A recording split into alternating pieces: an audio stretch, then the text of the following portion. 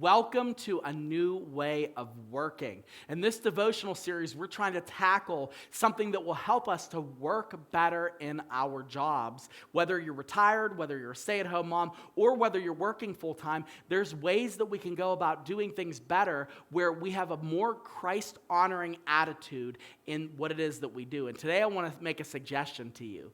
I want you today to start to work for a different boss. Start to work for a different boss. What's that mean? Now, you might hear that and say, okay, does that mean I should transfer? Does that mean I should quit this company? Does that mean that I should, move on and try to get a different person assigned to me?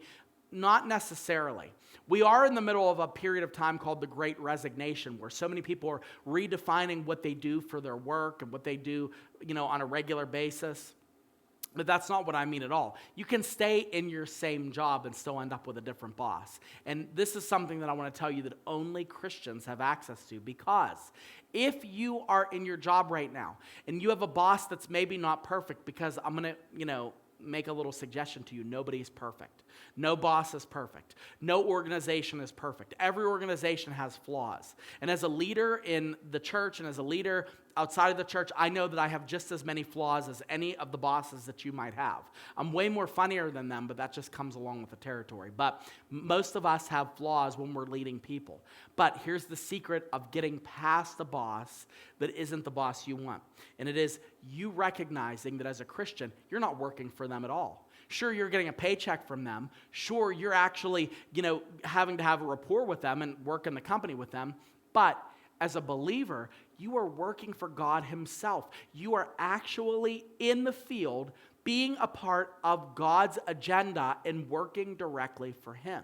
And you could find fulfillment in knowing that you did the best you could, not because your boss deserves your best, but because you are working for God who has created you and is desiring to use your tools, your skills, who you are, your experience in that work to bless those around you. But you're giving glory to Him, not to a boss.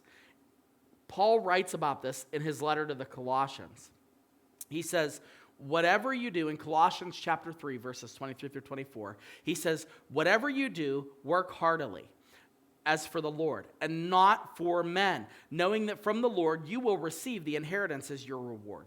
You are serving the Lord Christ. How sure of a statement is that, to know whatever you do, do it heartily. Not because your boss deserves it, not because the job is great, not because of any of those, but because you're doing this for God. Listen, if you're a parent who's raising children right now, if you're a stay-at-home mom, you are working for God. If you're a retired person and God has given you this period of time where you can make your own schedule and do different things, that time is given to you by God, and you can use that time to honor God. This all works together. So this is a new way of thinking about the opportunities we have. They're not burdens, they're opportunities. They're opportunities for us to show the Lord how much He's blessed us by being a blessing wherever we are. This is a new way of thinking about work.